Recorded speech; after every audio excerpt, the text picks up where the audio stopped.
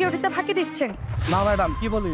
এই রবি সাহেব ধরুন, আমার বন্দুক নিয়ে গেল। এই দাঁড়া, এই দাঁড়া বলছি, এই দাঁড়া, এই দাঁড়া, এই দাঁড়া বলছে, এই দাঁড়া বলছি, এই দাঁড়া, এই দাঁড়া, এই দাঁড়া, এই দাঁড়া, এই দাঁড়া বলছি, এই দাঁড়া বলছি, এই ছেলে এই দাঁড়াও, এই ছেলে এই দাঁড়া বলছি, এই দাঁড়া, এই ছেলে, এই ছেলে এই দাঁড়া, তাড়াতাড়ি ধরেন দাঁড়া।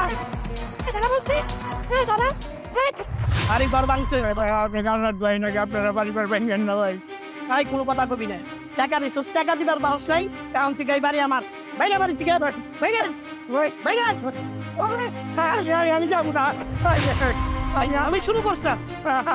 আপনি গান্নার দোয়াই লাগে আপনারা আমার বাড়িতে বাই করে দিন না, আমি আমার এই বাড়ি করছি, আমি পরে যাবো। এই চুপ, কোনো কথা কবি না, টাকা দিছিস, টাকা দিবার বারস নাই, এই বাড়ি ঘর আজকে থেকে আমার, তোর কোনো অধিকার নাই, তোর একবার এই বাড়ি আজকে পুজো ছুঁয়ে যাবো। ভাই দাঁড়া, কি দেখো ধর বুঝারে আজকে তার জন্য যে বাড়ি বাড়ি খবরদার, আমার নানা আমার গোতরে একটা হাত দিবেন না। এই হাত আমার তো তুই আমার পিস্তল কিসের জন্য নিয়ে আসছিস বল? ম্যাডাম, ওনারা দুইজন আমার নানা ভাইয়ের উপরে অত্যাচার করতেছিল ম্যাডাম, সেই জন্য ম্যাডাম দিশা না পায় ম্যাডাম আপনার পিস্তল নিয়ে আসছি ম্যাডাম। আই মুরব্বি, এখানে কি হয়েছে বলুন তো? স্যার, এই যে লোকটা, এই লোকটা আমার কাছে কিছু টাকা পায়, এই টাকা পাই লিগে আমার বাড়ির থেকে গাড় ধরে ভাই করে দেবো। স্যার, আমি এমনি গরিব মানুষ, রিক্সা টুকটা চালিয়ে খাই, কয়েকদিন ধরে অ্যাক্সিডেন্ট হয়ে আমার পাউডারে বাইক গাছটা পড়ে নিচ্ছি। আমি কামাই রোজগার করা পারি না, আমার ঘরে চাইল নাই, কিচ্ছু নাই, আমার সংসারেও কেউ নাই, আমি নাতিটারে নইয়া কোনো মতো পড়ে থাকি। আমি ওনার টাকা কইছি কিছুদিন পরে দেবো, তাও উনি আমার শুনে নাই, আমার গাছ বেড়ে বাড়িতে বাইক করে দিবার লাগছে। স্যার, আমি এখন কনে যাবো স্যার, এই ন্যাংরা পাউনি। হ্যাঁ মুরব্বি, আপনি কান্নাকাটি করেন না, বিষয়টা আমরা দেখছি। এই তোর সমস্যা কি? তুই টাকা পাস ভালো কথা, কিন্তু এই বাবার বয়সী বৃদ্ধ লোকটাকে মারধর করছিস কেন? স্যার, ম্যাডাম আসলে উনি মিথ্যা কথা কইতেছে, উনি তো ন্যাংরা মানুষ, উনি উঠতে যে পড়ে গেছে দুয়ারের মধ্যে। তুই একদম চুপ কর, একটা কথা মিথ্যা কথা বলবি না, মিথ্যা কথা বললে একদম থানায় নিয়ে এমন পিটানি দিব সারা জীবন মনে থাকবে বিয়াদব। ম্যাডাম, এদের সাথে কথা বলে কোনো লাভ নেই, এরা হইতেছে সমাজের কীট পতঙ্গ, থানায় এনে ঘোড়া মারলে সব সুস্থ করে বলে দেবো। হ্যাঁ রবিন সাহেব, আপনি ঠিকই বলেছেন, বলেন এদেরকে, এদেরকে আজকে থানায় নিয়ে এমন ডান্ডা দিব আজীবন মনে থাকবে। রবিন সাহেব, এদেরকে নিয়ে যান থানায়। জি ম্যাডাম। এই চল, এই যা। চল।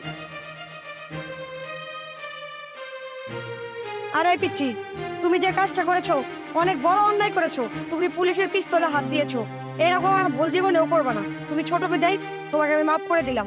আর মুরব্বী, আপনি তো অনেক অসুস্থ, তাই আমি চাইতেছি আপনাকে সাহায্য করতে, এই টাকাগুলো নিন আপনি।